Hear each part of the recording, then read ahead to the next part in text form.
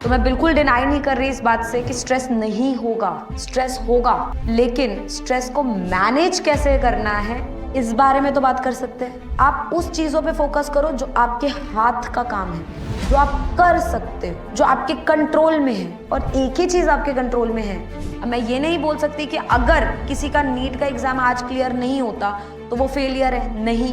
क्यों? क्योंकि जब उसने स्टार्ट किया था ना, वो बहुत पीछे था। प्लीज जब आप अपना टाइम टेबल बनाएं तो कोई ऐसा टाइम टेबल ना बनाएं जो हाइपोथेटिकल हो, बिना ब्रेक का हो, बस लगे कि ये कर लिया तो हो जाएगा। नहीं, वो हाइपोथेटिकल चीजें बेटा हाइपोथेटिकल ही रह जाती है। हेलो माय डियर स्टूडेंट्स, इस फोटो को देखकर ऐसा ही मन कर रहा है ना आप लोगों का? नीट का एग्जाम आ चुका है, बहुत स्ट्रेस्ड फील कर रहे हैं, बहुत टेंशन हो रही है, कैसा रिजल्ट रहेगा, क्या सही हो पाएगा हमारा, इस बार हम डॉक्टर बन पाएंगे, पढ़ पढ़ के थक चुके हैं, किताबों पे सर मार रहे हैं। आई कैन अंडरस्टैंड, ये बहुत नेचुरल फीलिंग है, बहुत कॉमन है। हम कोई भी चीज जब इतनी मेहनत करते हैं, 1 साल 2 साल पता नहीं कितने साल मेहनत करते हैं किसी एक टारगेट, एक लक्ष्य के पीछे, और चाहते हैं कि वो अच्छा हो, और वो आने वाला है, एग्जाम टाइम बस आ गया है, तो स्ट्रेस होना is very natural, very natural.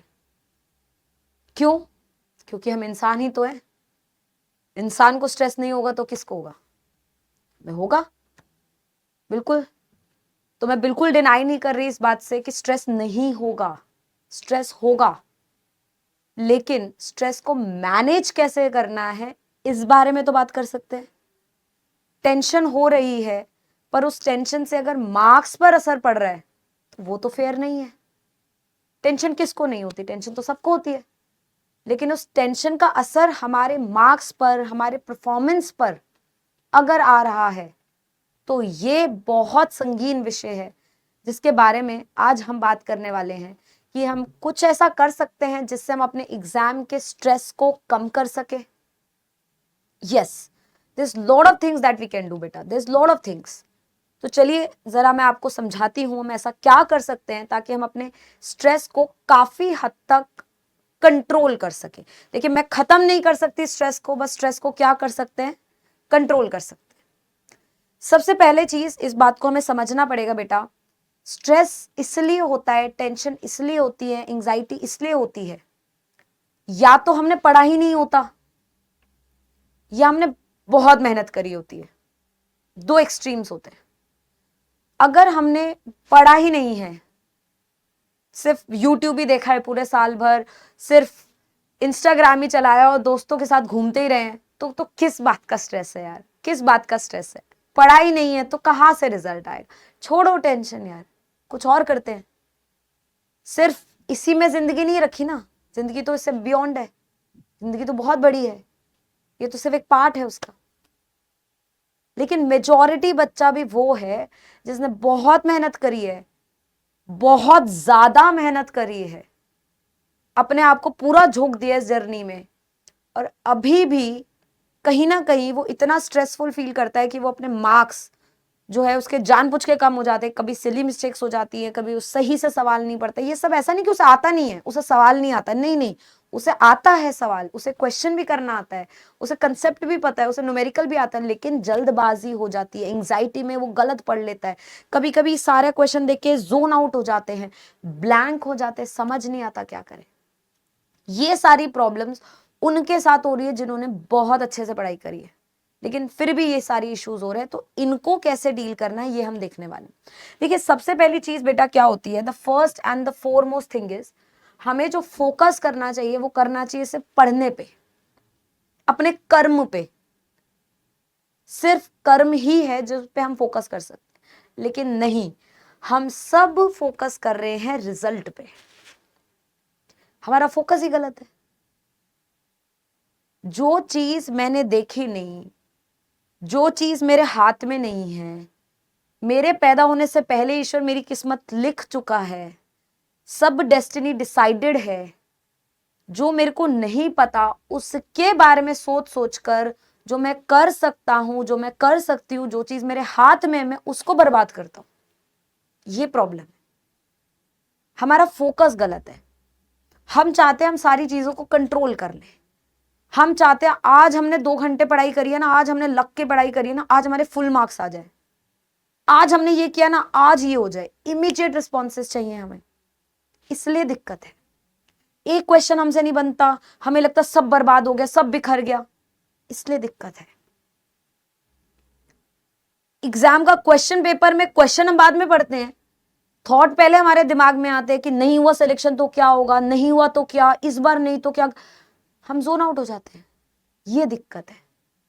तो दिक्कत सबसे बड़ी ये है कि हम उन सारी चीजों पे फोकस कर रहे हैं जो हमारे कंट्रोल में नहीं है, और वो एक चीज जो हमारे कंट्रोल पे, उनमें से हम में से किसी का ध्यान उस पे है ही नहीं। कहते हैं ना, नदी का बहाव जिस तरफ है उस तरफ अगर हम तैर के गए तो बहुत आसानी से पहुंच जाएंगे, लेकिन नदी के उल्टी डायरेक्शन में हमें तैरना है, बहुत मेहनत करनी है, जद्दोजहद करनी है और उल्टे डायरेक्शन में जाना है, लेकिन तो क्या हम पहुंच पाएंगे? नहीं ना। तो सबसे चीज इंपॉर्टेंट चीज हम में से आज सब बच्चों को जो इस वीडियो को देख रहे हैं, एवरीवन प्लीज अंडरस्टैंड, आप उस चीजों पे फोकस करो जो आपके हाथ का काम है, जो आप कर सकते हो, जो आपके कंट्रोल में है। और एक ही चीज आपके कंट्रोल में है, पढ़ना। उसके आगे की चीज ना आपको नहीं पता, क्या होगा, कैसे होगा, होगा कि नहीं होगा, नहीं पता। तो first we have to just understand, we should just focus on study. हमारी प्रिपरेशन सही होनी चाहिए, हमें सब आना चाहिए, हम मेहनत कर रहे हैं, that is what I should focus on. Instead नहीं होगा तो क्या होगा, ऐसा होगा तो क्या हो गया, इसका तो इतना हो गया, मेरा तो नहीं हुआ, instead of all this we have to just focus on our studies. That's first important thing we all should understand. इसके आगे क्या होगा, रिजल्ट क्या आएगा, तब देखेंगे जब पेपर हो जाएगा। अभी जब तक पेपर नहीं हुआ है तब तक रिजल्ट के बारे में किसी से बात नहीं करनी। आप उन लोगों के साथ ही नहीं रहना जो इस बारे में बात करें, बिल्कुल साथ नहीं रहना। मैं नहीं कह रही हूं उनसे छोड़ दो, नहीं, पर इनको इग्नोर करो, बिल्कुल इग्नोर करो। अगर कोई बात करे इस बार होगा तेरा, अरे पता नहीं होगा नहीं होगा, मैं मेहनत कर रहा हूं ना, मुझे अपनी मेहनत पे भरोसा होना चाहिए, मेरे कर्म पे मेरा भरोसा है, मेरे ईश्वर पे मेरा भरोसा है, वो गलत हो ही नहीं सकता। Hard work will never, never ever get wasted, it will always pay you off. आज नहीं, थोड़े टाइम बाद, लेकिन रिजल्ट तो मिलेगा, हार्डवर्क का रिजल्ट मिलेगा। तो हार्डवर्क करने में फोकस करना है, फालतू की चीजों पे फोकस नहीं करना। दूसरी बच्चे, अगर हमें स्ट्रेस होता है ना बेटा, कहीं ना कहीं अगर हमें किसी एक्सटर्नल फैक्टर से स्ट्रेस नहीं हो रहा, मतलब मैं ये कह रही हूं कि आपको कोई एक्सटर्नल फैक्टर नहीं, आपके घर पे सब अच्छा है, पॉजिटिव एनवायरनमेंट है और आपके दिमाग में कुछ नेगेटिविटी भी नहीं है, आप सिर्फ स्टडी पे फोकस कर रहे हो, फिर भी आपको स्ट्रेस हो रहा है, वो बेटा सिर्फ इसलिए हो रहा है क्योंकि आपकी प्रिपरेशन अच्छी नहीं है। वो सिर्फ इसलिए हो रहा है क्योंकि अंदर से आपकी आवाज आनी चाहिए ना कि मेरा जितना कैलिबर है ना, मैंने उतना भी करा ही नहीं है। वो मेरी उस अंदर की आवाज को मैं दबा रही हूं, इसलिए मुझे स्ट्रेस हो रहा है। जिस दिन मैंने अपने कैलिबर से ज्यादा पढ़ाई कर दी, जिस दिन मैंने अपने कैलिबर को चैलेंज कर दिया, जिस दिन मेरे अंदर से मेरी आत्मा बोलेगी बहुत कर लिया, इससे ज्यादा की जरूरत नहीं है, सब कर चुकी हूं 100% एफएस के साथ, अपने आप मेरा स्ट्रेस चला जाएगा। Because stress goes away when you are prepared. When you are prepared, stress just vanishes. एकदम हमारी प्रिपरेशन की या तो कमी है या एनवायरनमेंट की दिक्कत है जिस वजह से हम स्ट्रेस्ड हैं। तो हमें एनवायरनमेंट को कैसे बदलना, उसमें भी बात करेंगे। सबसे पहली चीज, दूसरों को बदलने से पहले अपने आप को बदलना होता है। अपने आप में झांक के देखो कि हम क्या हैं, दूसरों को तो बाद में देखेंगे, कितनों को बदलेंगे, सबसे तो जीत ही नहीं सकते ना, अपने से जीत सकते। तो पहली चीज, अपने आप पे फोकस करना है, अपने कर्म पे भरोसा रखना है, अपनी स्टडी पे फोकस करना है, रिजल्ट की परवाह नहीं करनी। अपने आप को इतना प्रिपेयर्ड कर लो, इतना प्रिपेयर्ड कर लो कि ऐसा कोई सवाल ना हो जो तुमने करा ना हो। पीवाईक्यू कर लिया, रिवीजन हो गया, मॉक टेस्ट हो गया, एनालाइज हो गया, ये पढ़ लिया हो गया, डायरी पढ़ ली हो गया, फिजिक्स के फॉर्मूले कर लिए, बायो याद है। जिस दिन ये हो गया उस दिन स्ट्रेस चला गया, उस दिन चला गया स्ट्रेस। प्रिपरेशन बहुत जरूरी है, प्रिपरेशन के साथ स्ट्रेस अपने आप चला जाता है। राइट, बात समझ आई। तीसरा, हम एक सबसे बड़ी गलती कर रहे हैं बेटा, हम लाइफ टाइम भी इस चीज को भुगतते आए हैं, आज भी हम यही गलतियां कर रहे हैं। हम अपने आप को कंपेयर कर रहे हैं सबसे, सबसे, दुनिया में सबसे। लेकिन बेटा एक बात हमें समझनी होगी, हम इस लाइफ में या फिर इस जर्नी को, जब हमने नीट की प्रिपरेशन की जर्नी को स्टार्ट किया था, हम सब अलग अलग लेवल्स पे थे। We all were at different levels, correct. कोई हो सकता है पहले से बहुत अच्छा पढ़ के बैठा हो सकता है किसी का बेसिक्स ही बहुत अच्छा ना हो, उसको बहुत टाइम लगा हो समझने में, हो सकता है किसी बच्चे ने अभी हिंदी से इंग्लिश में मूव करा हो या किसी रीजनल लैंग्वेज से इंग्लिश में मूव करा हो, उसको टीचर को समझने में दिक्कत हो सकता है किसी का कुछ हुआ हो, किसी का कोई हेल्थ इश्यूज हो। हम सब जब इस जर्नी को शुरू करे थे ना, हम सब एक सीधे रेखा पे नहीं खड़े थे, हम सब अलग अलग पॉइंट्स पे थे। तो हम अपने आप को जब दूसरों से कंपेयर करते हैं ना, तो हम बहुत अनफेयर काम कर रहे हैं अपने लिए। क्यों?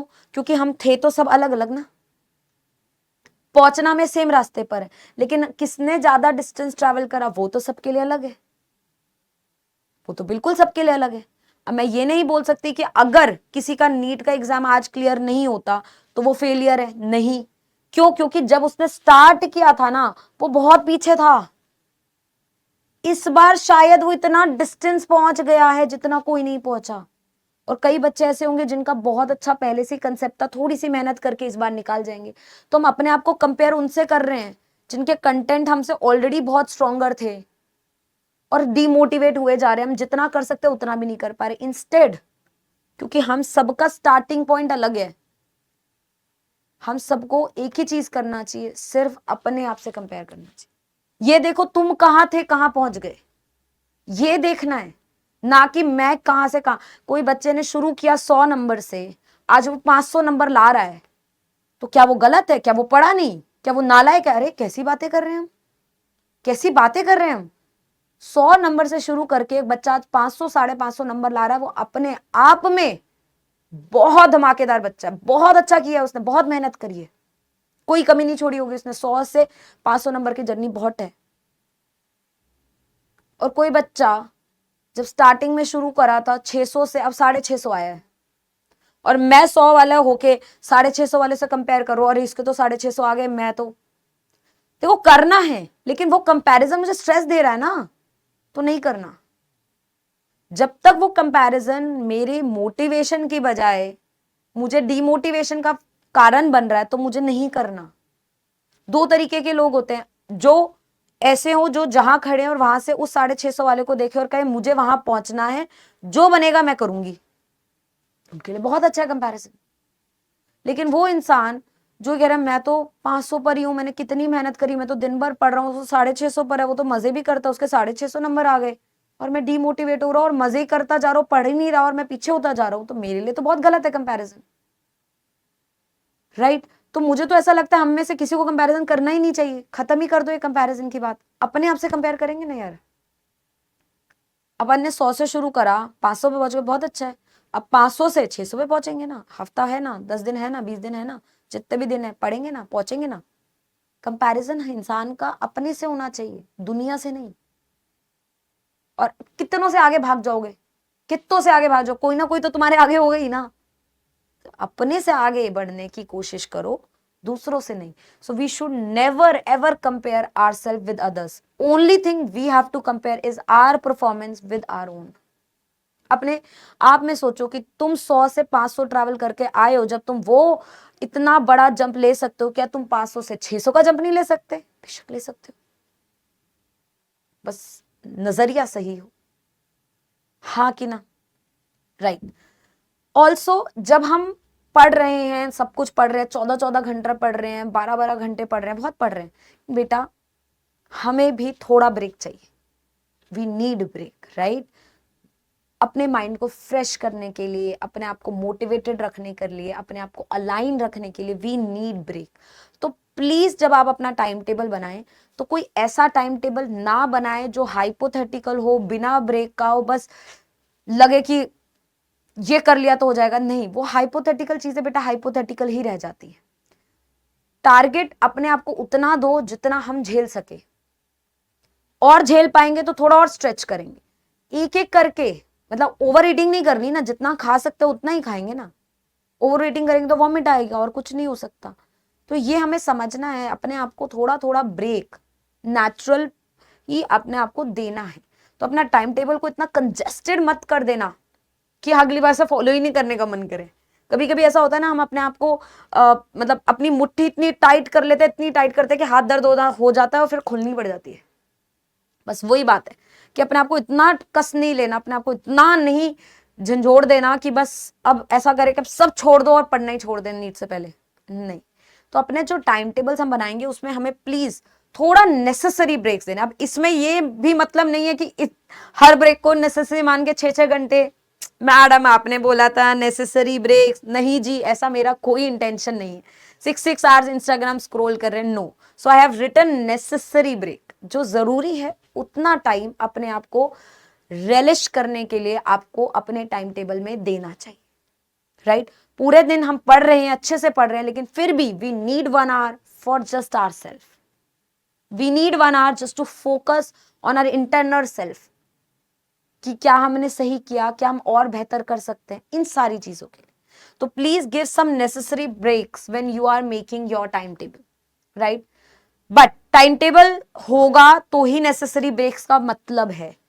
टाइम टेबल ही नहीं बनाया, अंधेरे में तीर चलाए जा रहे हैं, वो तीर कहां जाके लगेगा नहीं मालूम चलेगा।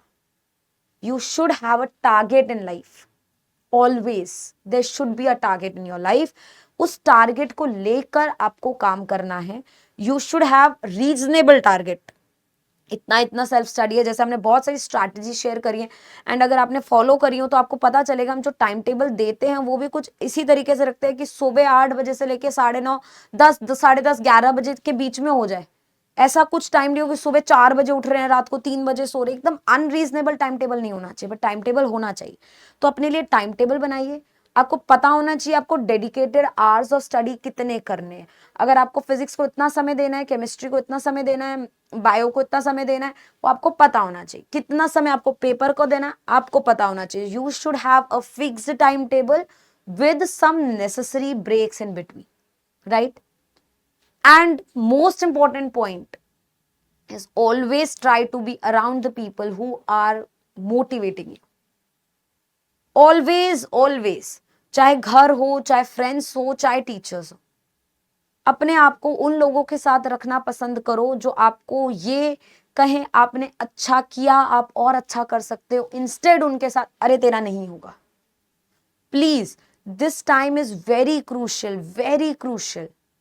इस टाइम पे हम इमोशनल ब्रेकडाउन्स एंड ट्रॉमास को डील नहीं कर सकते हैं। So we have to be around the people who are very positive, creating positive environment for each one of us. क्योंकि हम सबने मेहनत करी है, लेकिन वो पॉजिटिव एटीट्यूड हमें मिलेगा ना तो हम और करेंगे और मेहनत करेंगे। लेकिन वो नेगेटिव एटीट्यूड जब हमें किसी से मिलता है ना, फिर वो बैकलैश होता है, फिर हमें कंपैरिजन भी आता है, फिर सारी नेगेटिव थॉट्स, और नेगेटिव थॉट्स ना बेटे एक चेन रिएक्शन होता है। एक भी दिमाग में आया ना तो छक छक छक छक छक चलता ही जाएगा। हमें ना उसकी रस्सी पहली काटनी है। एक नेगेटिव थॉट तुम्हारे दिमाग में आया, cancel cancel cancel cancel cancel, नहीं सोचना इस बारे में, ये करना पड़ेगा। क्योंकि अगर एक नेगेटिव थॉट पे मैंने थोड़ा सा भी सोचना शुरू कर दिया, थोड़ा सा भी ध्यान दे दिया उस नेगेटिव थॉट पे, तो बेटा लाइनें लग जाएंगी नेगेटिव थॉट की, और फिर हम वहीं बैठे रह जाएंगे, जोन आउट हो जाएंगे, कुछ नहीं हो पाएगा हमसे, और जितना हम कर सकते थे ना बिल्कुल नहीं कर पाएंगे, राइट? तो प्लीज पॉजिटिव लोगों के साथ रहिए, अपने आप को किसी से कंपेयर मत करिए, अपनी परफॉर्मेंस को अपने आप से कंपेयर करिए, फिक्स्ड टाइम टेबल के हिसाब से पढ़िए, टाइम टेबल में थोड़ा नेसेसरी ब्रेक्स दीजिए, और सबसे इंपॉर्टेंट पढ़िए, फोकस पढ़ने पे रखिए, रिजल्ट पे मत रखिए, राइट? मेरे को सिर्फ अपनी मेहनत मेरे को कंट्रोल करनी है, मेरी मेहनत पे मेरा कंट्रोल है, उसको मुझे सही करना है। मेरी मेहनत सही होगी, मेरी प्रिपरेशन सही होगी, मेरा स्ट्रेस चला जाएगा। और अगर आप में से किसी में भी एग्जाम देते हुए, जब आप एग्जाम दे रहे हैं और एक क्वेश्चन आपसे आपने किया, आपसे नहीं हुआ, दूसरा क्वेश्चन नहीं हुआ तो स्ट्रेस आ जाता है ना। लेकिन बेटा अगर आप सारी चीजें पढ़ के गए हो ना, तो आप अपने आप को समझाओ कि मैं पढ़कर आया हूं, मुझे सब आता है। थोड़ा शांत रहो, टेक अ डीप ब्रेथ, थोड़ा शांत रहो, दवा सवाल छोड़ दो, आगे बढ़ जाओ। जैसे ही सवाल बनेंगे बाद में आ जाओ उन सवाल पे, लेकिन अपने आप को उस टाइम पे उस एनवायरमेंट में आपको काम करना पड़ेगा। आप अपने आप को सिर्फ तभी काम डाउन कर पाओगे जब आपके अंदर से आवाज आएगी कि हाँ मैंने पढ़ा है। मेरा अनकॉन्शियस माइंड बार बार मुझे कहेगा, मेरी आत्मा मुझे कहेगी नहीं मेहनत करी है, मेहनत व्यर्थ नहीं जाती। तभी मेरे अंदर हिम्मत आएगी ना अपने आप को उस एनवायरमेंट में ये समझाने की all is well, all is well, है ना। तो वो ऐसे नहीं समझा सकते, तभी समझा सकते जब हमें पता हो कि हाँ भाई हमने मेहनत करी है। इफेक्ट उसका तभी निकल कर आता है, right. So these are all the tips that you should always follow to manage your exam stress. All the best students.